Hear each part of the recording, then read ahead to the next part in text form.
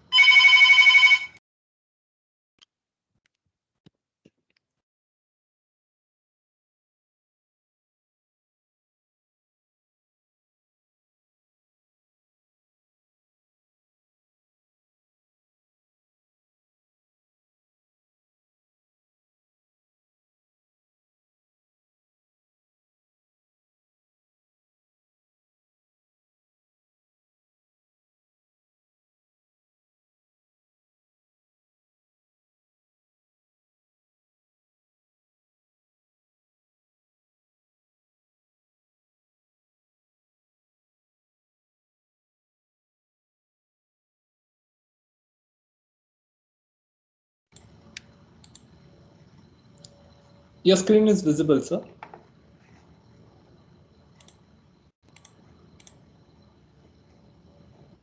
So let me know when to start, and I can then start Yes, sir. accordingly. Yes, sir. Definitely, definitely. Okay. Okay. Just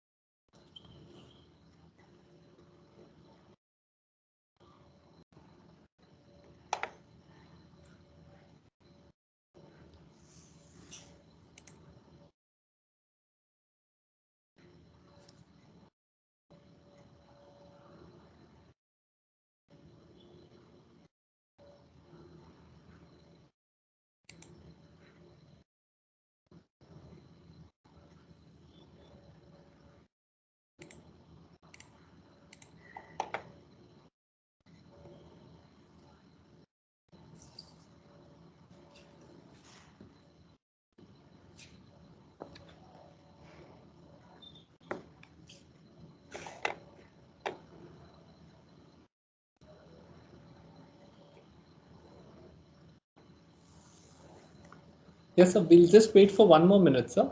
I think we have around currently 7 or 8 startup founders who have joined us, 7, I believe. So we'll just wait for 1 minute more, sir. Yes, definitely. That's not a problem. Great.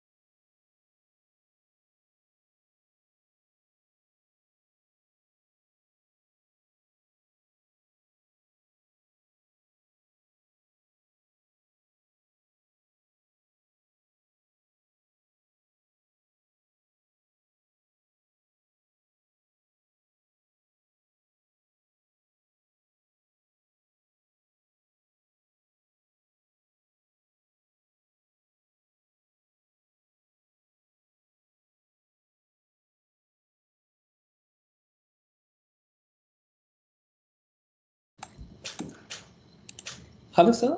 I think we'll go ahead with the event right now. I think most of the startup founders have joined today. And Okay. uh, yes, thank you so much, everyone, for joining the event today. And we have today with us Mr. Pankaj Chawla, who is the founder and CEO of MSME Strategy Consultants. And just before we go ahead, since we have two two to three new faces. Just a small brief introduction about Manipal GOK Bioincubator too.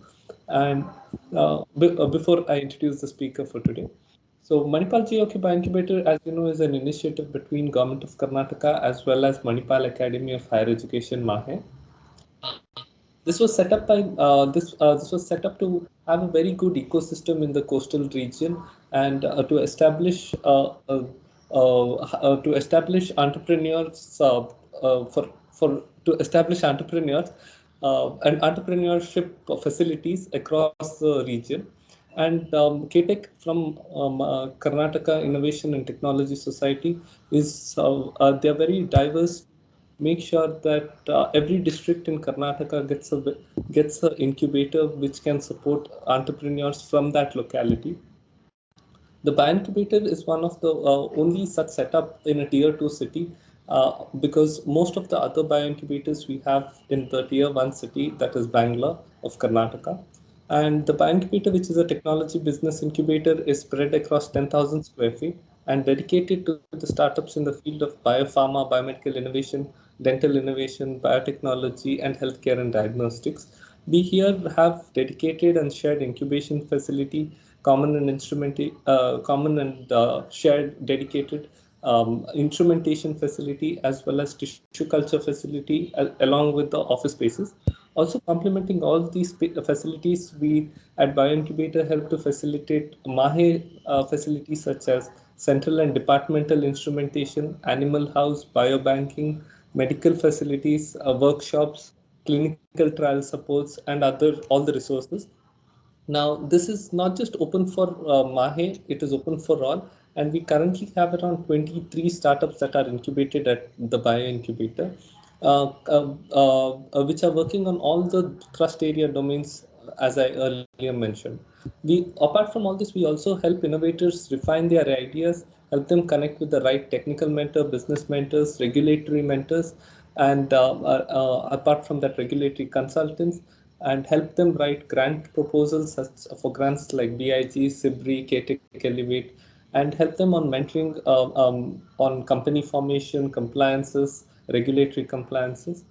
Just like all the other series of talk that we have, like the business mentor talk, technical series talk, insight on medical device regulation talk, insight on entrepreneurship series.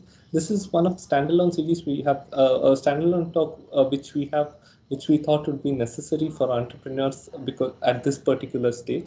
And we have with us Mr. Pankaj Chawla, who is a strategic business partner and an entrepreneur.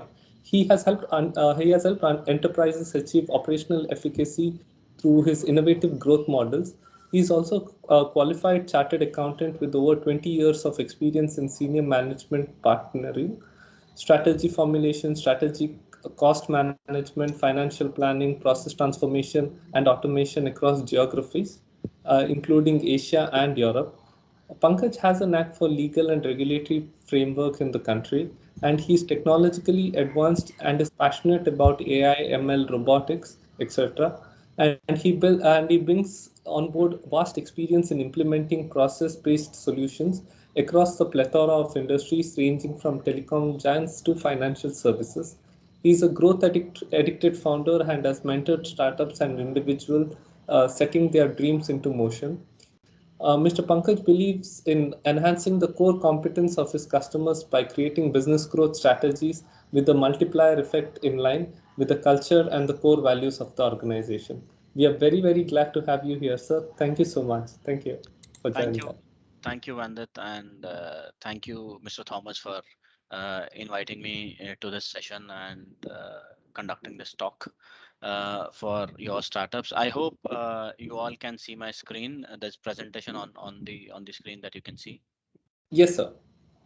Okay, so the idea of today's session essentially is to talk about uh, growth of organizations.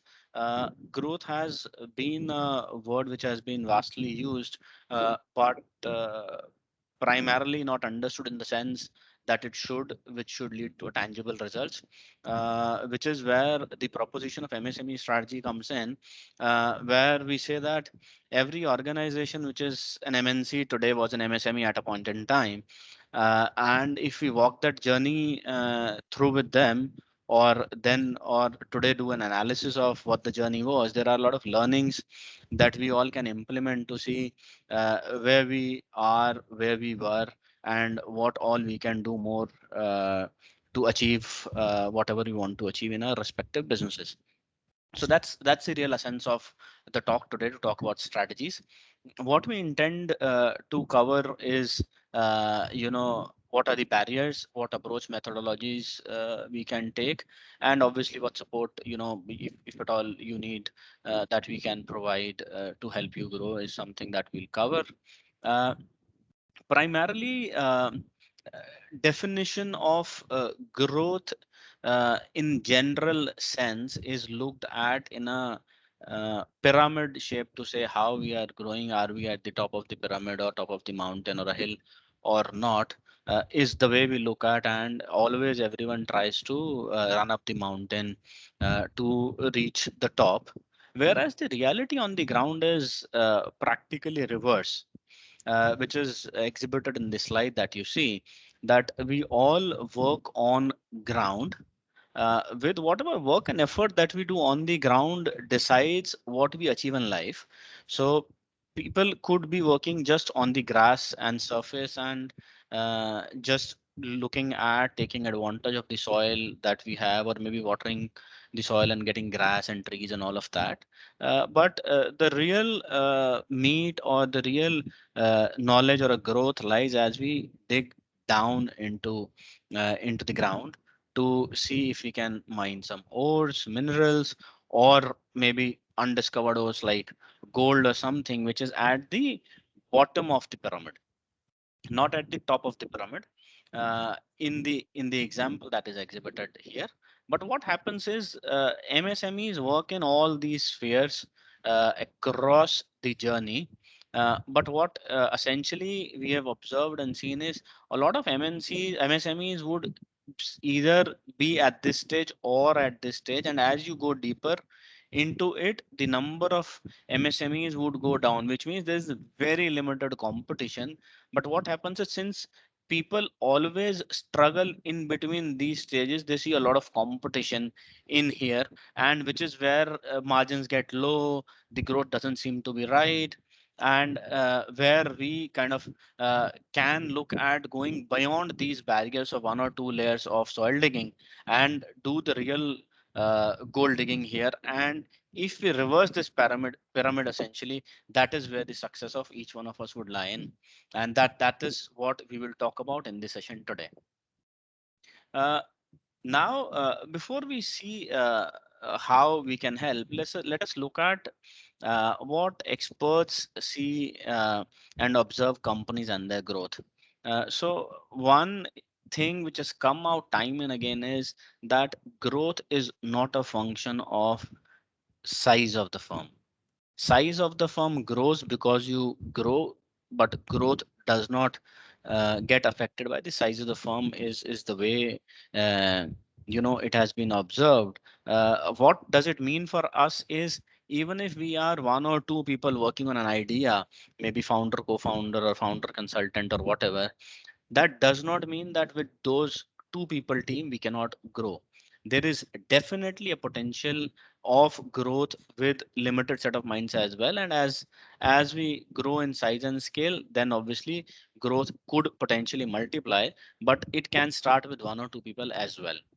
uh, Gilbert's law says that all the organization generally tend to grow at an same rate average, but there could be smaller companies more apt to fail because they may not want to take the risk that they should. They probably would underestimate the market potential, or they would not want to go beyond their comfort zones, which can lead to their failure as well.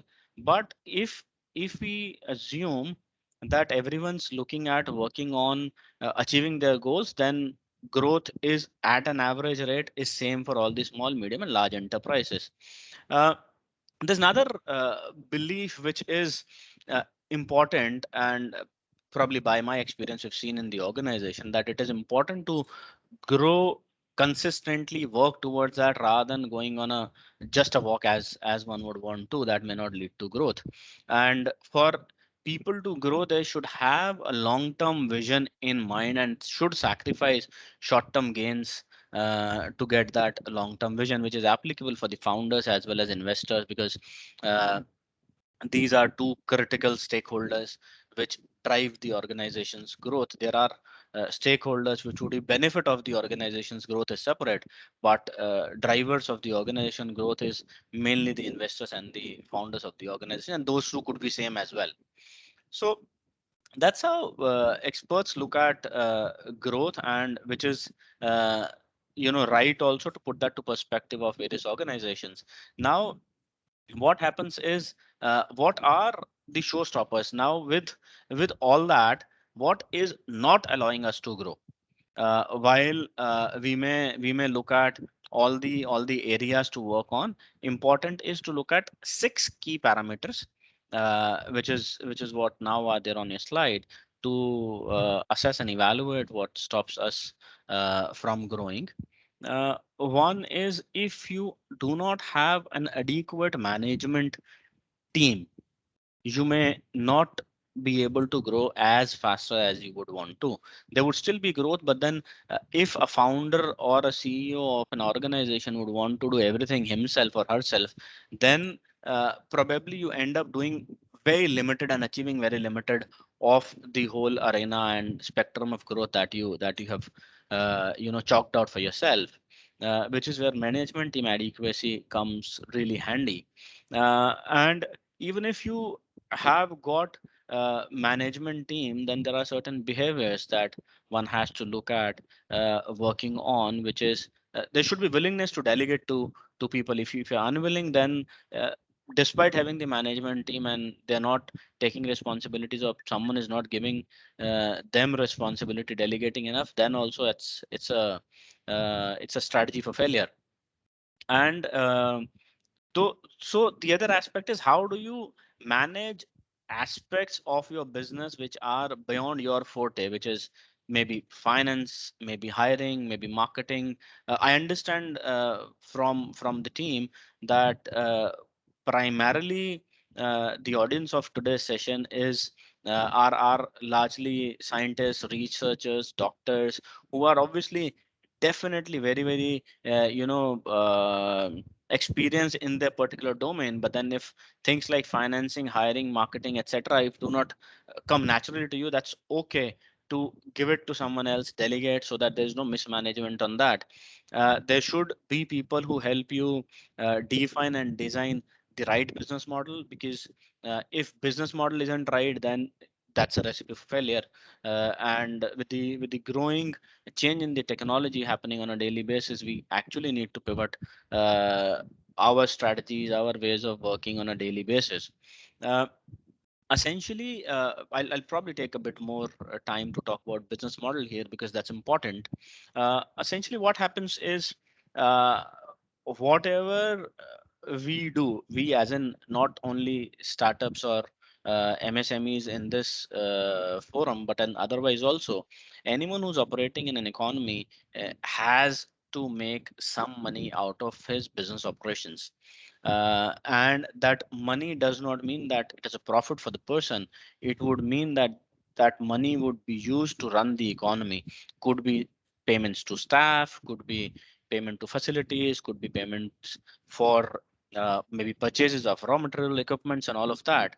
But at the end of the day, with all that revenue that you earn and the expenses that you incur, there has to be some profit in the organization for it to then further grow, expand, or sustain, depending upon which industry, which business that you work on.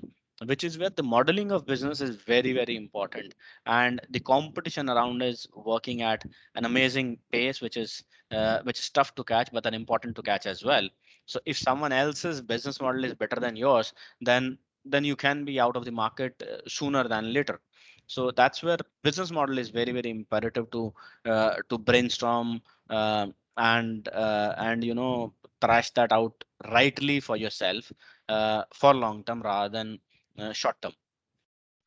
Which is where it is important for us as individuals, founders, CEOs, owners of the organization, to stay committed for long term to your business, because the business will not be built in a day's time. It will take time. You have to be consistent, you have to be committed long term to it, and each day's action of yours will define a future of your business tomorrow.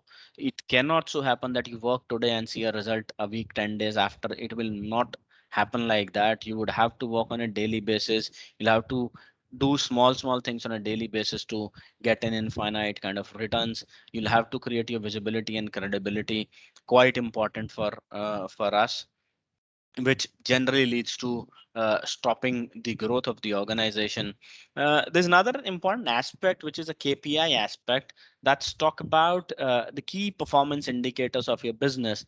When you do your business modeling, it is important that we chalk out what are the performance indicators for our business. What is it that we feel are important areas, if focused well, can lead to a great business success. Which could, as an example, would be that you want to enter the market, you price your product very low, maybe good short-term strategy, but if that's for too long, then it may not sustain you for long. You'll probably eat out of your own funds, and then at a point in time, maybe short of funds as well. Is your cost of production, marketing, delivery exceeds revenue, or revenue exceeds these costs? That's another KPI which needs to be looked at.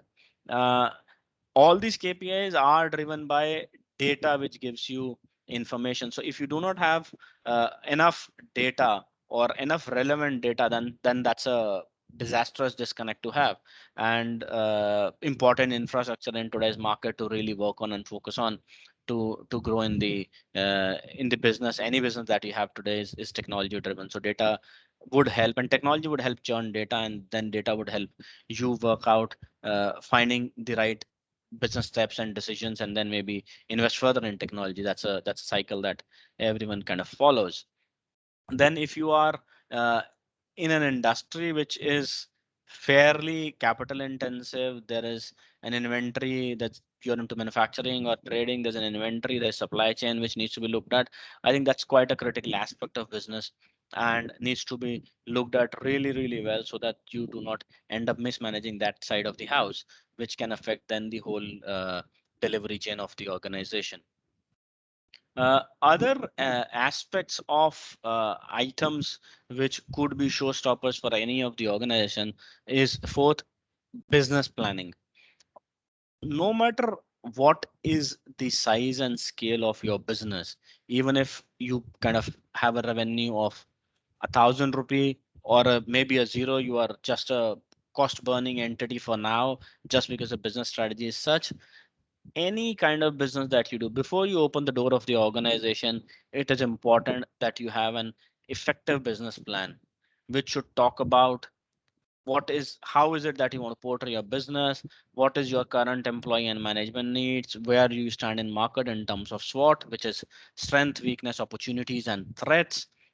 What are your finance needs, which is in terms of capital needs, maybe cash flows to project, where which month you would need what money for what commitments, budgets to figure out how much you want to spend on marketing, how much you want to spend on advertisement, how much you want to spend on purchase, maybe staff salaries, overheads, so on and so forth.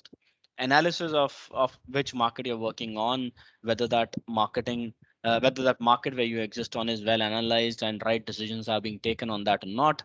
Important. Then the competition, what is competition doing, is again an important aspect. We should decide how you could be leader in the market and beat the competition, which is all part of your overall business plan. A subset of that is financial plan, which you spoke about in terms of capital needs, cash flows, budgets, maybe profitability, maybe stronger balance sheets. So those things definitely impact and matter a lot. So business planning is something that should be done before day one of your going live with the product.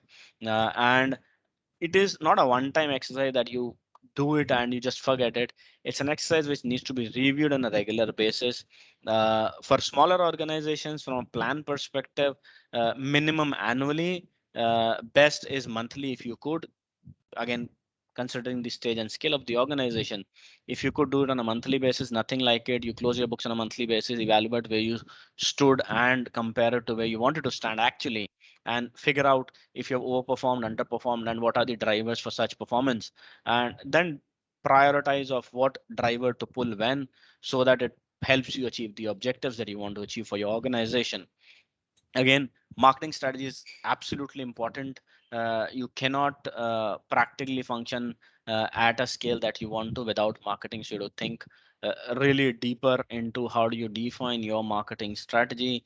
Funds, important, I think extremely important for organizations where it's intensive in terms of capital. How do you plan for it? What comes when? What are the credit cycles to customers? What are the credit cycles from vendors? How do you churn your inventory out to revenue, and then again, realizing cash from the customers into your bank account is an important aspect, which decides and defines whether you need funding from an investor or not, or you are a self-sustaining unit, or you could potentially be a self-sustaining unit in maybe 6 to 12 months time. That's an important aspect for any business to look at. I understand that there are projects in this incubator are largely funded through grants in terms of research and all of that, which is very good. But then for you to be ready after the research at the time of launch, important, how would you fund whatever expenses you want to fund and the expansion as well. So these primarily are the showstoppers for growth of any organization. at whatever size and scale. Important for us to look at. Uh, what we are now looking at on the screen is what are the differentiators from a large organization to a small organization, and what is it that we could potentially do to be one large organization from a small organization strategically and tactically as well. Some bit of it is we've looked at as showstopper, some bit of it could be new, but I'll talk about almost all the aspects important on the slide. I think center of any organization is technology. Essentially, technology and the timing of technology is highly important to see where we want to grow, how do we want to implement technology, and because technology is leading us to run our businesses really, really well, it is important that we utilize technology to stay return on investment focused. Uh, Figuring out whatever investments we have made, what is our ROI on that, whether that ROI is better than making that investment elsewhere or not. Do we need to fix that differently if that happens to be the case? If not, then probably well to be invested in the current business for that. ROI in focused helps you decide the fate of the business. But important and additional task which helps in this is how do you invest in strategy of your business, because strategy of the business will design and define the life of the business. Every business has got a life cycle, right? It starts and it ends at a point in time. Now, how do we elongate the end date or probably death of the business is the task of the management team, which is done through investment in strategy. All the executives, senior executives in the organization have got one key bottom line for their businesses is how they can delay the death of the business, because every business will end up point in time and at a particular date. How do they do that? They do that by investing in strategy, understanding what is new coming. How could we pivot to that? How is it that we can stay relevant in the market? How is it that we can stay ahead of the competition, which is where we are delaying whatever could be potential end date for any business. So investment in strategy is highly important. I think you should find out the right people to look at your business holistically and to provide that strategical guidance to you to see how you can still be relevant and present in the industry. Next subset of strategy is really your business plan of how do you basis the strategy take actions within your business to deliver results, and whatever actions you've decided for yourself tactically, transactionally, what does it mean in the financial impact of it, which is a financial plan makes all the more sense for us to invest time in and then figure out and monitor whatever performance of the strategy and business plan of the business. Uh, while would while you do that, you would definitely need important aspects to monitor, which is what we spoke of in earlier slides, just KPI. So you want to figure out what are your critical performance indicators or key performance indicators for the business, and then define them right, measure them right, monitor them right to take right decisions, right forward-looking decisions, rather, I would say, than only decisions, and move towards growth, which can be possible to through effective use of data, which is in turn possible through right data analytics to take right informed decisions, and then how basis the decisions, how do you course correct yourself. There is no business which can run without making mistakes. Important is how do you course correct that mistake, how resilient you are to such errors, and ensure that a you do not repeat those errors, b how could you learn and then move ahead or outgrow that problem, error, or whatever mistake, uh, which would in any case need money to make errors, fund errors, explore reasons for errors and then course correct. So important is that how do you uh, do the cash flow monitoring of your business day in day out. There could be teams, there could be systems working for you who would have triggers on exceptional movement in the cash, or there could be regular review, maybe weekly, monthly, quarterly, or fortnightly as the size and scale of the business. But important that we look at how cash flows are moving. And then we do regular SWOT analysis in the dynamic business environment. Important to look at what is our strength, weakness, opportunities, and threats. I would rather emphasize more on the word regular here, because what is your strength today potentially could be a weakness tomorrow, because the industry and the organizations around you have moved differently. Your opportunities could be your threats. So important to look at those on a regular basis.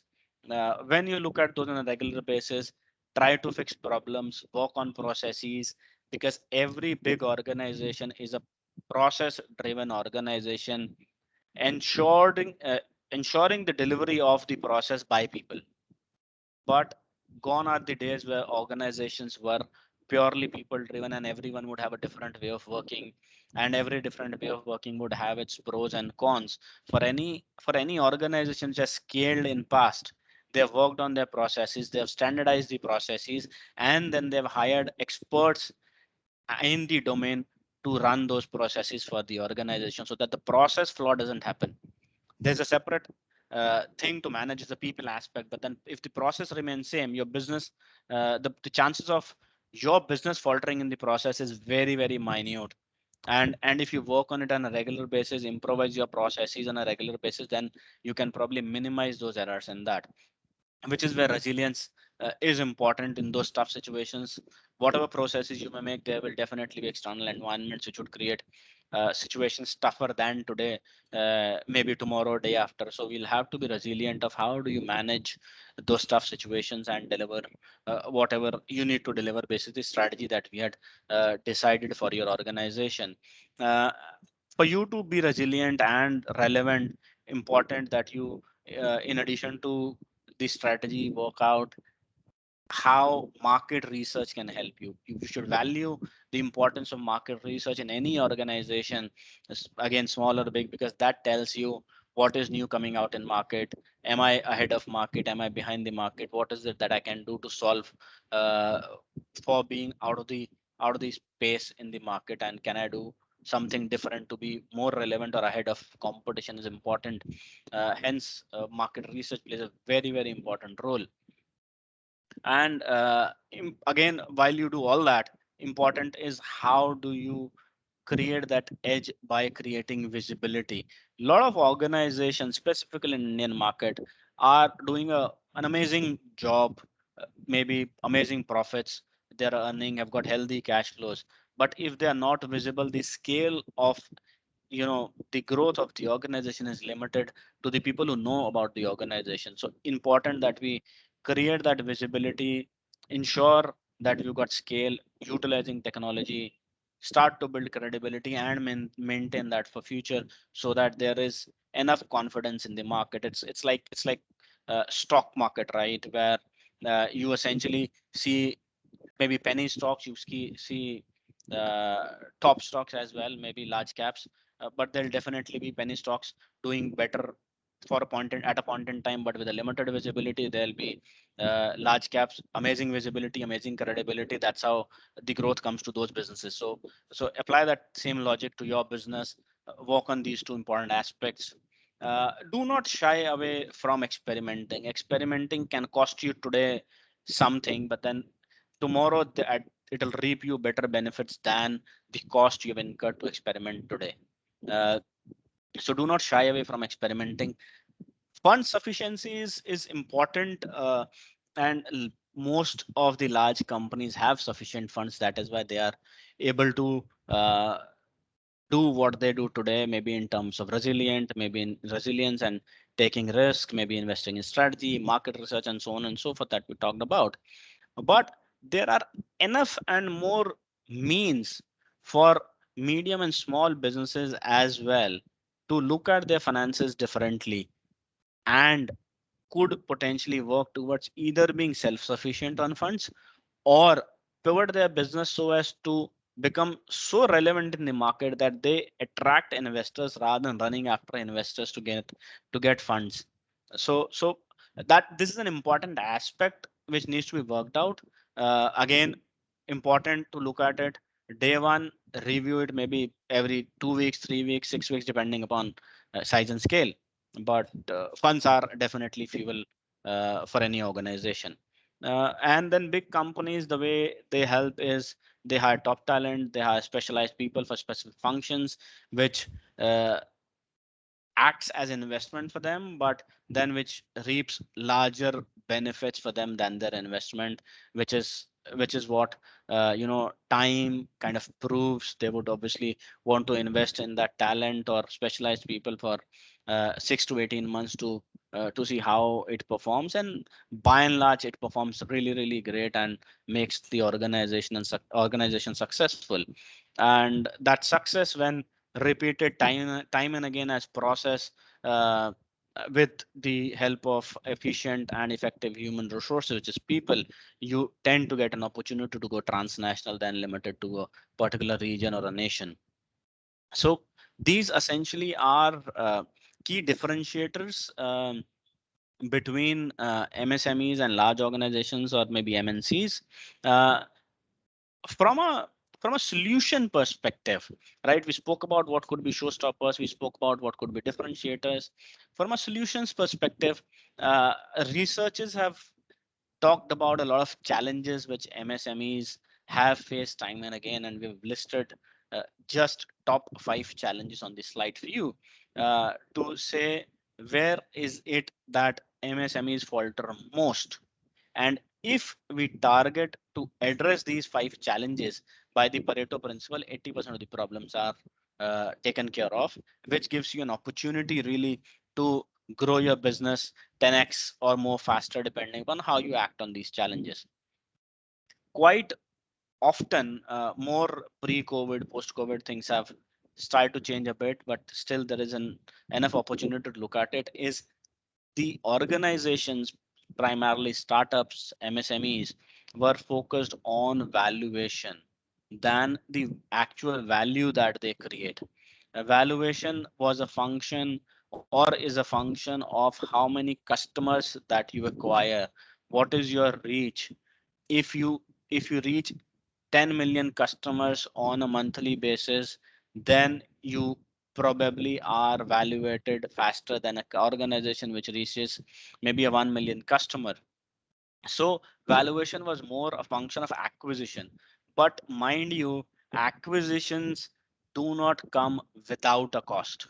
And the cost of acquiring a customer is huge in most of the businesses. If it is huge in most of the businesses, it means that you would need a funding to that. And if there is a funding required and you are focusing on acquiring customer, then most of the cases you're not focused on getting enough revenue from the customer to fund your cost yourself, which leads you to become a loss-making company. You've seen uh, in organizations like Uber, Zomato, Swiggy, where they are uh, loss-making because focus was to acquire customer, offer deep discounts, but then end up not making buck for the shareholder or the investor. Important is that we keep value in mind, and valuation should be an outcome of it. How would you keep a value in mind is where you talk about how my business could be long-term sustainable and stable. How can my business be self-funded than funded by investors and with deep pockets? How is it I can take right and timely decisions through effective data data points and forward-looking decisions for the growth and sustainability of the organizations. How well I have invested in the infrastructure of the organization, which gives me or highlights me through an exception reporting the key risks and opportunities that I have, and how can I mitigate those risks and tap on those opportunities to stay profitable for myself, for the shareholders and stakeholders and investors, is where value comes into picture. So as an organization, we have been advising our clients to focus on value, so that valuation becomes an outcome. If you stay on valuation and not really on value in the long term, then it could be a disastrous game for any organization. So that's an important aspect. Uh, Next thing, again, fuel. We've talked about finance and cash flow management, which is fuel of the organization. While you look at raising funds, uh, it is good that you look at it. If you add value, you remain profitable. Probability of you getting funds from a pull methodology is higher than a push methodology.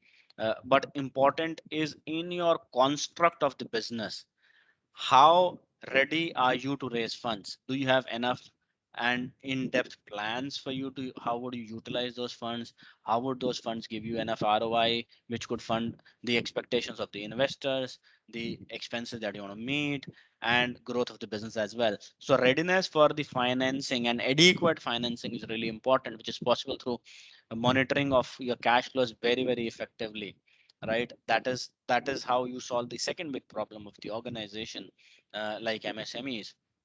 And the third problem identified is, uh, while we have spoken about in the previous slide, hiring the best talent, getting the right person, specialized person, most of the times we've seen that organizations which are startups and MSMEs are not really able to fund that cost, because those top talent, specialized people would come for a price which isn't affordable because of the sheer nature of the industry they are in, sheer nature of the margins that the industry operates in, and so on and so forth, which is where we help organizations bring industry specialists from MNCs on a shared basis at a really fractional cost, so that we define the right problem right away. We take advices from people who are industry veterans and solve those and similar problems time and again in their organizations, and then can give the need-based support.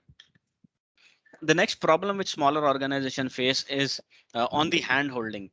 What happens is, while there are aspects where we have people who could essentially give us guidance, but we would need people who could hold our hand, take us to success, maybe walk the path with us, achieve success with us, have that um, uh, real feel of being successful with someone who's a mentor, who's guide, who's providing hand-holding support.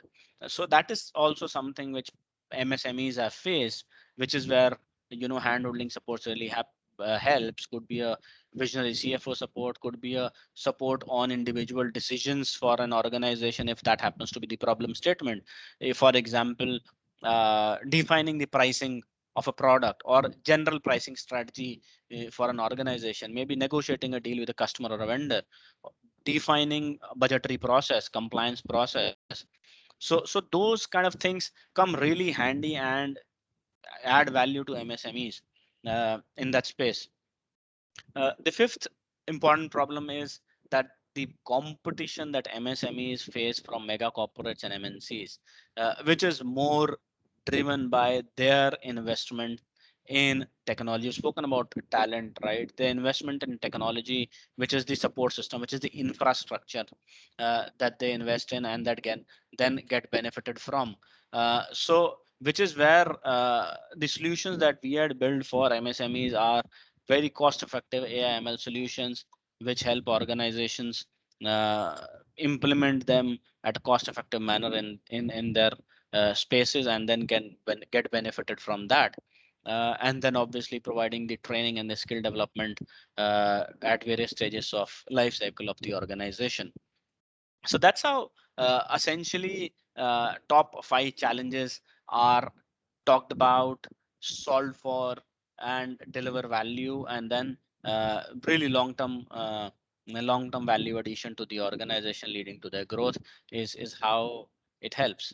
Yeah. So that's largely on, these are maybe on what service we provide. Similarly, we've spoken about similar things, so nothing new, but this is what we provide. Yeah. And yes, I think that is it really from my side in terms of uh, download or information sharing of what the struggles and stress points are.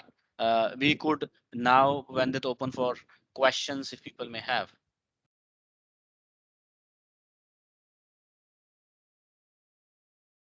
Vandit, are you there?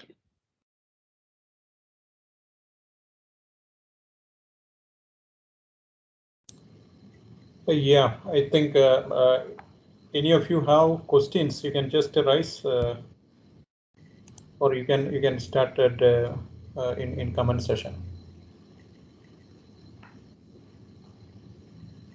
Pandit, you are still mute. Yes, sir. Yes, sir. Yes, sir. I can hear you.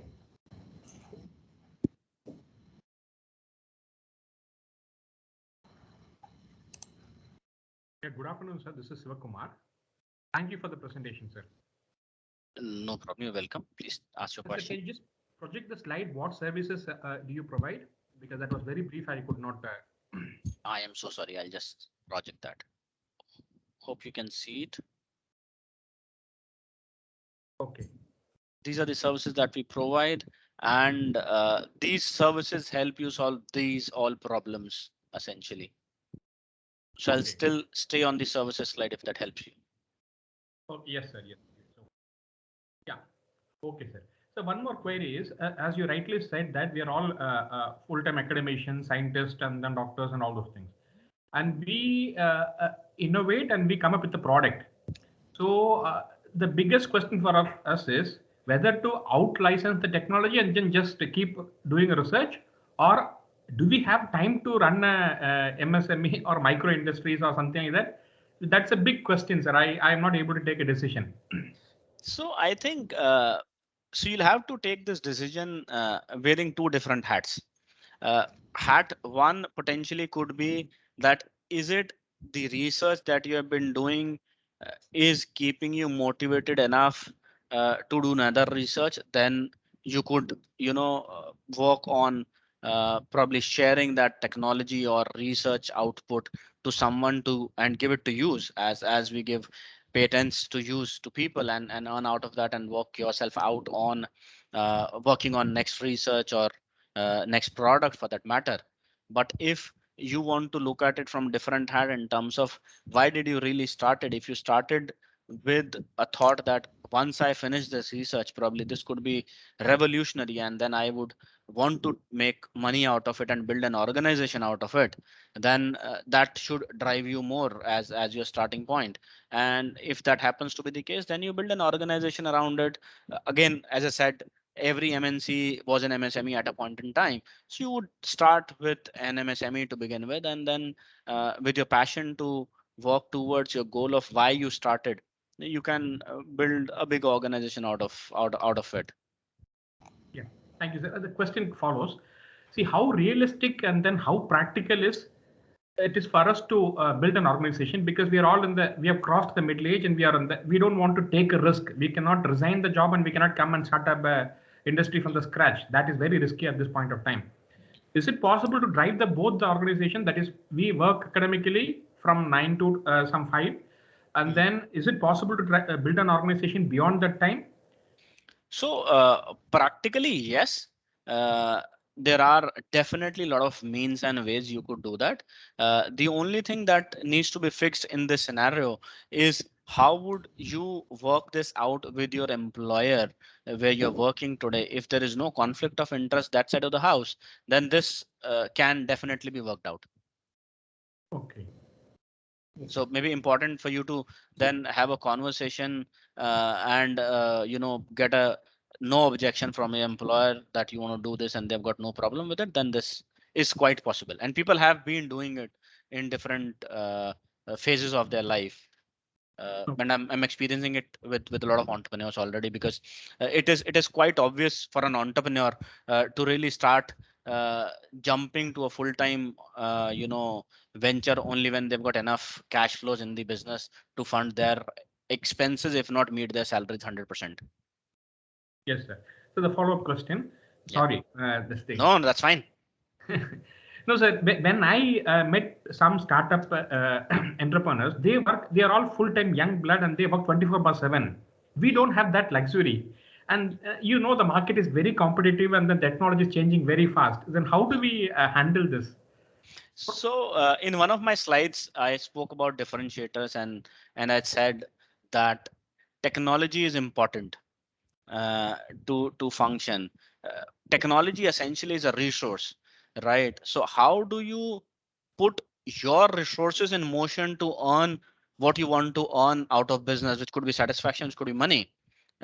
So that is how you would have to channelize your thought process. You may not want to give 24 hours a day, but if you can give quality 4 hours a day and build resources around those 4 hours, build processes to function for you, then that can be a good money churning machine. Okay. Oh, yeah, that's a good hope. Yeah. No, yes, until you kind of practice it for some time, it definitely appears like a hope. But then we've got successful entrepreneurs using that approach itself. Yes, sir. Thank you, sir. No, definitely it's a good hope, because I didn't know whether is it possible or not. Because somebody says that it is not possible. You just do research and then license to other out license the technology and just keep doing research. But their area of interest is also on building an organization. It's a profit or loss. That's a different story. That's a different And story. then, Yes. to some extent, the funding will not be a problem because we have a stable income, where the full-time entrepreneurs will have that difficulty there. Absolutely. So I was always in a dilemma whether is it possible to build an organization? Your talk has given definitely a hope for me. Thank you, sir. No, definitely. I mean, you can connect with me if you need any practical advices. I can help you out with that. Yes, sir. We will we'll connect with you, sir. Definitely. Thank you. No problem. Thank you. Thank you, sir. First of all, for a wonderful talk, and we have next Dr. Ramesh Esvi. So you could go ahead with your questions. Sir. Yeah, sir. Thank you for the talk, and thank you, Dr. Shivakumar. I think me and Shivakumar talk about this a lot. Both of us in our 40s, and we were supported by BIRAC. So that is how we started our entrepreneurial journey. So the passion driven to us, but we are all stuck with the same questions. So many questions that you answered were triggered by Shivakumar was very valid, and I'm walking the path too. So one aspect, sir, I would like to, in continuation with, there are two questions, but first thing is, I think we'll stand with the slide where your services are, sir. I prefer that. That'll give me the first thing is in continuation to what Dr. Shivakumar was asking us. I have looked at, because I did my postdoc at Johns Hopkins, I looked at some of the Western models wherein professors are using their research opportunity in an academia as for the R&D work. So the research lab is churning out new technologies and problem statements. And that is one strength of MAHE, being a comprehensive university, right?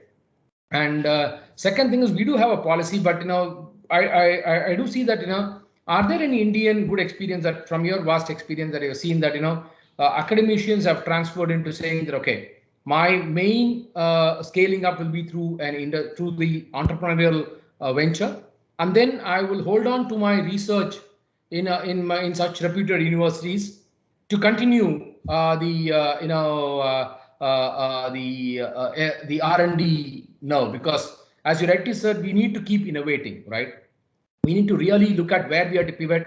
And being an academician, the biggest advantage, though Youngblood example that he gave, but the one advantage that we have is we have the experience, we have the connects, and moreover, being an academician, we can apply for grants that are going to de-risk and startup.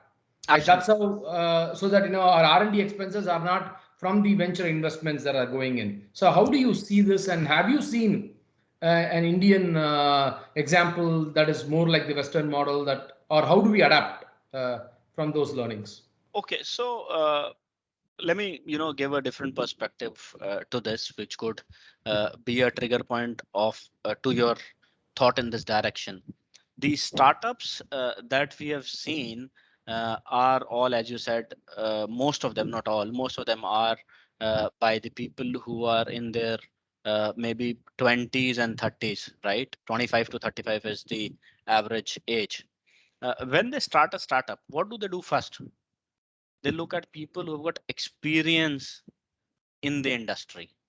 And when they look at people who've got experience in the industry, they would look at experienced people in finance, marketing, operations, maybe research, maybe innovation, maybe latest technology.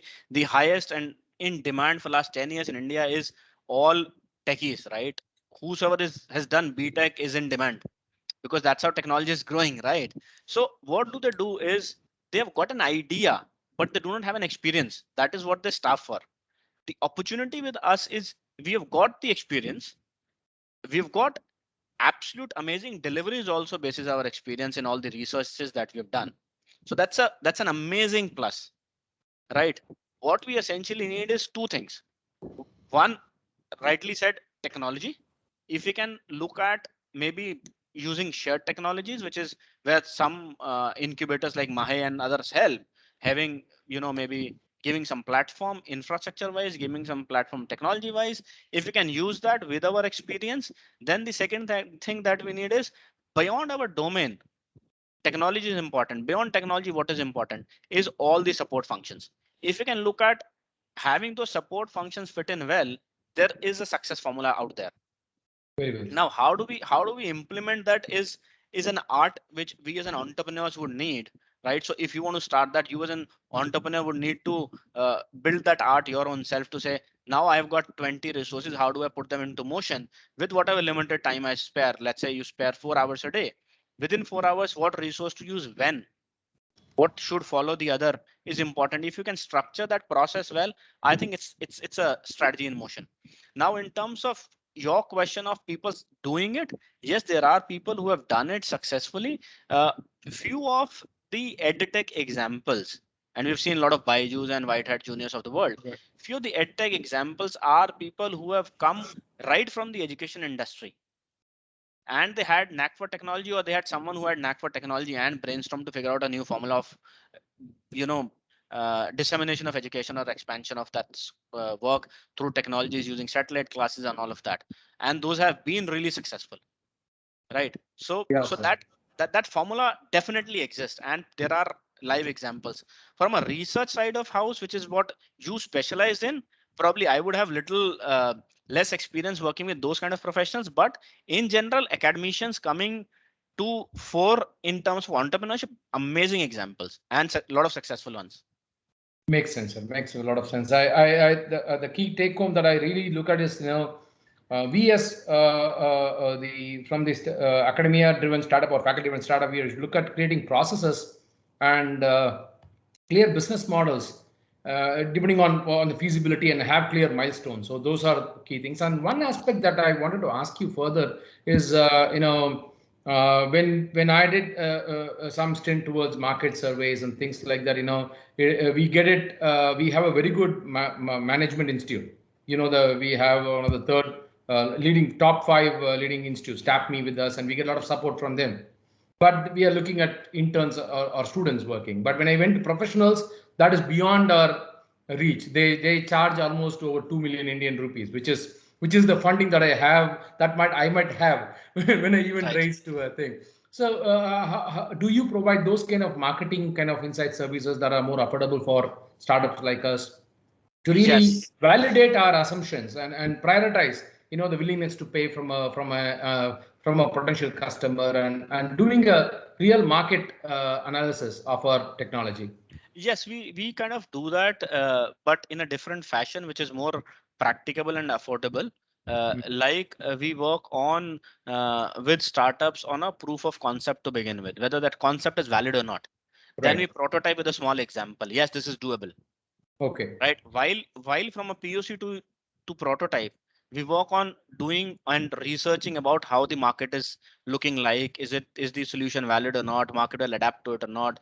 What is the future for the market? Is it too early for an Indian consumer? It is too late for an Indian consumer. As an example, if you're talking about India, if you're talking beyond, then obviously according to that market. Once we do that and do prototype basis these assumptions and these inputs coming from the market research, we then go to a stage of MVP, which is market viable product. That yes, now this product is viable. This is how it will work.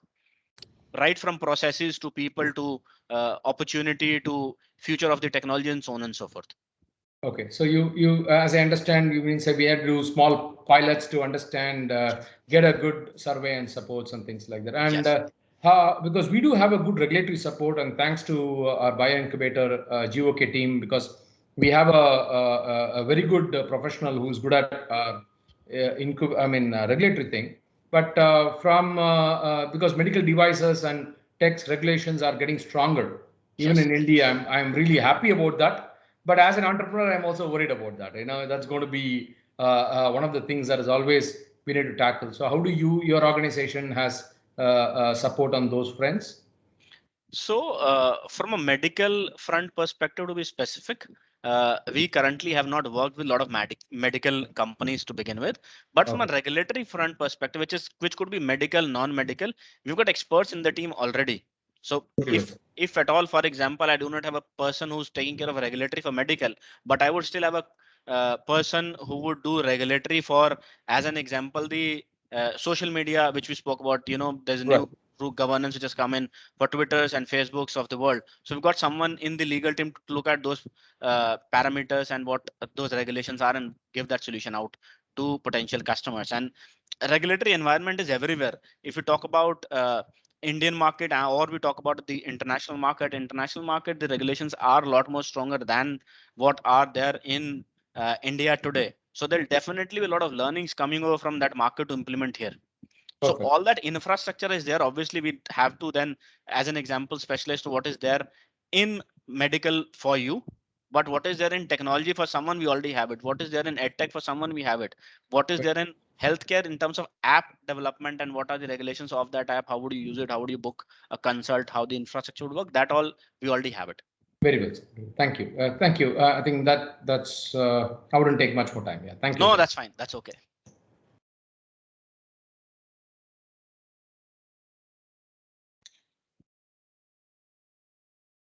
Yes, sir. I think we have one more question, sir, from Mr. Siddharth.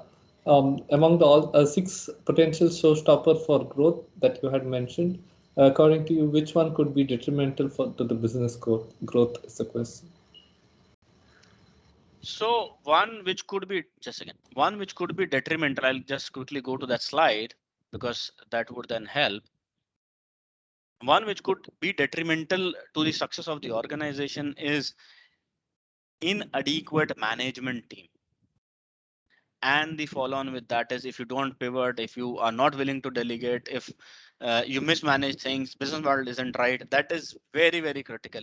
If you figure these things right, then obviously others would be a natural follow on. For example, if you've done those 4 in first of inadequate management team, then you would definitely go to what is my KPI? Have I priced it right or not? How do I project my business? Is the business giving me enough profits or not? My business plan, how does it look like, and so on and so forth. So that those will follow. Hope this answers. Yes, sir. Thank you so much for that. Mr. Siddharth, any other questions or anyone?